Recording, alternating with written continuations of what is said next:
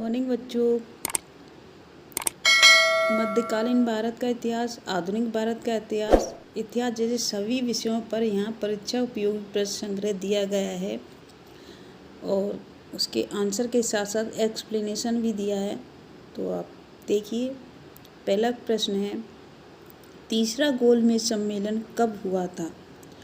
तो आप बताएं इसका आंसर क्या है और मैं बता देती हूँ, आप इसको इस करके बताना। इसका आंसर है 1932 में। तीसरा गोलमेज सम्मेलन 1932 में हुआ था।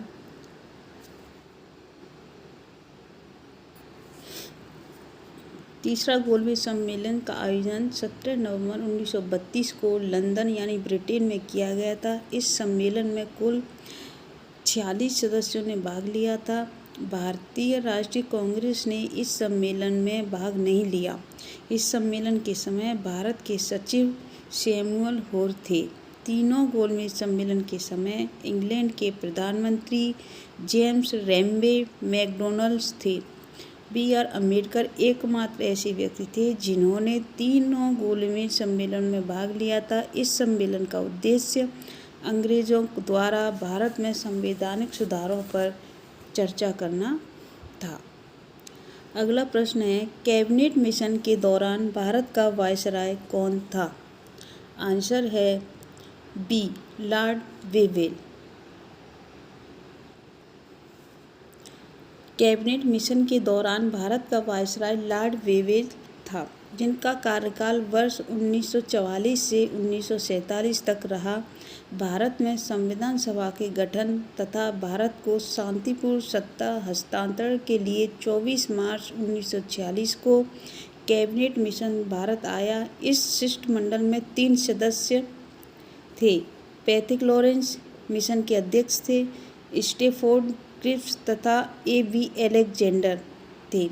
तत्कालीन ब्रिटिश प्रधानमंत्री क्लीमेंट एटली ने भारत को जून 1948 ईस्वी के पहले स्वतंत्र करने की घोषणा की।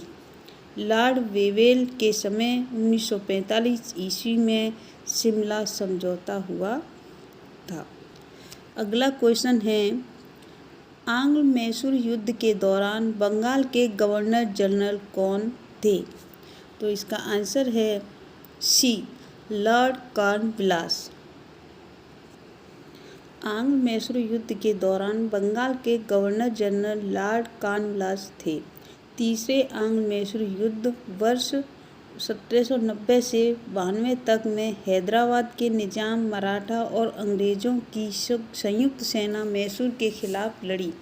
इस युद्ध के परिणाम स्वरूप मैसूर शासक टीपू सुल्तान व अंग्रेजों के बीच श्रीरंगपट्टनम जो कि 1792 की संधि हुई थी, जिसमें टीपू सुल्तान को अपने राज्य का आधा हिस्सा अंग्रेजों को तथा युद्ध के हार जाने के रूप में 3 करोड़ अंग्रेजों को देना पड़ा। अगला क्वेश्चन है, हिंदुस्तान सोशलिस्ट रिपब्लिक एसोसिएशन की स्थापना कब हुई? आंसर है बी, 1928 में। हिंदुस्तान सोशलिस्ट रिपब्लिक एसोसिएशन की स्थापना वर्ष 1928 में हुई थी। यह भारत की स्वतंत्रता से पहले उत्तर भारत की एक प्रमुख क्रांतिकारी पार्टी थी, जिसकी स्थापना भगत सिंह द्वारा दिल्ली के फिरोज शाह कोटला में की गई थी। इसकी स्थापना में लाला हरदयाल की भी महत्वपूर्ण भूमिका थी। यह एक क्रांतिकारी संगठन था जिसका उद्देश्य स्वाधीनता प्राप्त करना व समाजवादी राज्य की स्थापना करना था। वर्ष 1924 से लेकर 1931 तक लगभग 8 वर्ष तक इस संगठन का पूरे भारतवर्ष में दबदबा रहा, जिसके परिणाम स्वरूप न केवल ब्रिटिश सरकार अपितु बल्कि अंग्रेजों की सांठगांठ से 1885 में स्थापित 46 साल पुरानी कांग्रेस पार्टी भी अपनी मूलभूत नीतियों में परिवर्तन करने पर विवश हो गई। इस संगठन द्वारा बम का दर्शन नामक एक लघु पत्रिका प्रकाशित की गई थी, जो क्रांतिकारियों से प्रेरित थी। 5 नंबर का क्वेश्चन है, भगवत गीता का अंग्रेजी में अनुवाद किसने किया था? आंसर है ए, विलियम विल्किंस ने। भगवत गीता का अंग्रेजी में अनुवाद विलियम विल्किंस ने किया था। विलियम किंग्स एक अंग्रेजी भारतविद थे। वे एशियाटिक सोसाइटी के संस्थापकों में से एक थे। वे वर्ष 1770 में ईस्ट इंडिया कंपनी की सेवा में एक प्रिंटर व लेखक के रूप में भारत आए।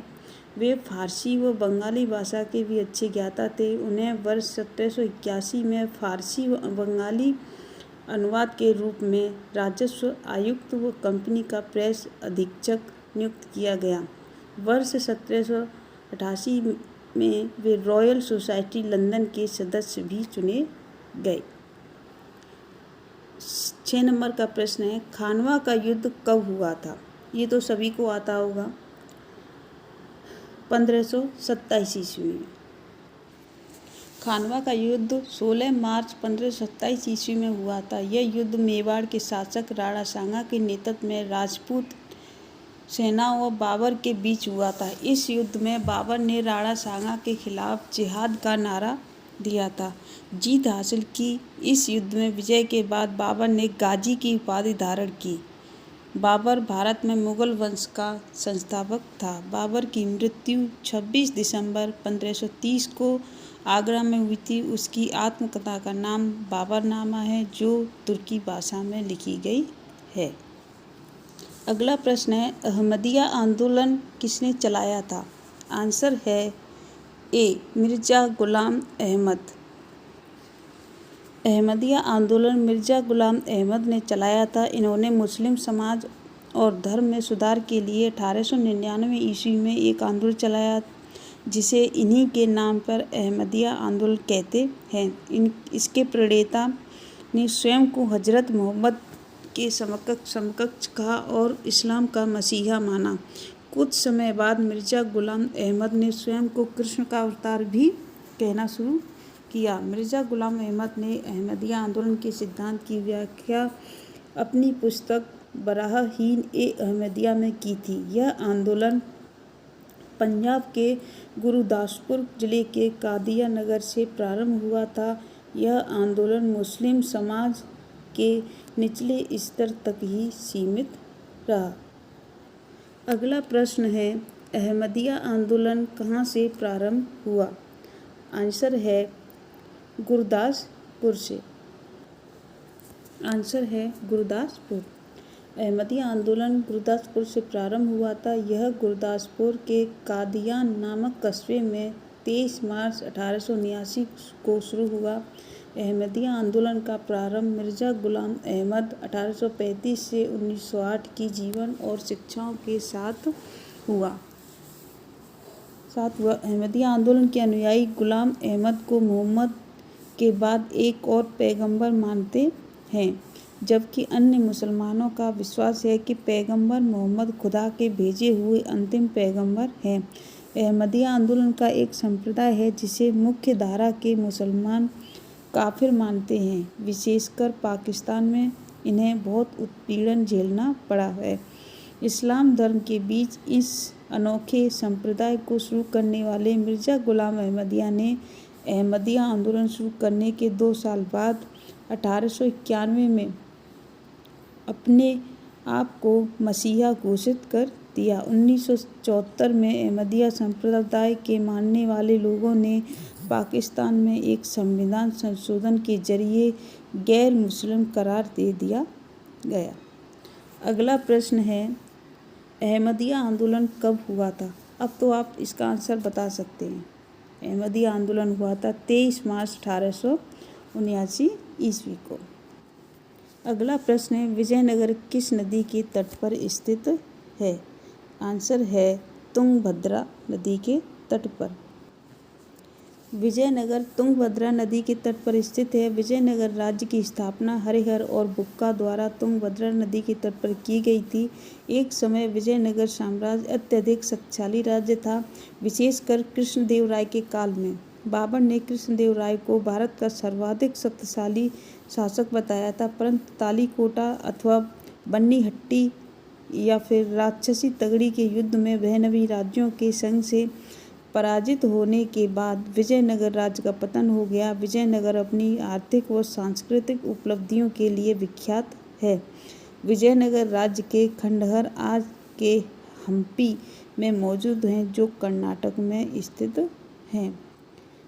ये वाली लाइन ध्यान में रखने वाली है कि बाबर ने कृष्णदेव राय को भारत का सर्वाधिक शक्तिशाली शासक बताया था। अगला प्रश्न है, सर्वोदय और भूदान आंदोलन से कौन संबंध रखता है? आंसर है विनोबा भावे। सर्वोदय और भूदान आंदोलन से विनोबा भावे संबंध रखते हैं। विनोबा भावे भारत के स्वतंत्रता संग्राम सेनानी, सामाजिक कार्यकर्ता तथा प्रसिद्ध गांधीवादी नेता थे। उनका मूल नाम विनायक नरहरि भावे था। ये वाली लाइन ध्यान रखने वाले कि उनका मूल नाम, विनोबा भावे का मूल नाम विनायक नरहरि भावे था। वे भारत में भूदान तथा सर्वोदय आंदोलन प्रणेता के रूप में सुपरिचित थे। उन्हें भारत का राष्ट्रीय अध्यापक और महात्मा गांधी का आध्यात्मिक उत्तराधिकारी समझा जाता है। भूदान आंदोलन संत विनोबा भावे द्वारा वर्ष 1991 में प्रारंभ किया गया स्वैच्छिक भूमि सुधार आंदोलन था। उनकी कोशिश थी कि भूमि का पुनर्वितरण सिर्फ सरकारी कानूनों के जरिए नहीं हो, बल्कि एक आंदोलन के माध्यम से जन भागीदारी से इसकी सफल कोशिश की जाए। गांधीवादी विचारों पर चलते हुए वो रचनात्मक कार्यों और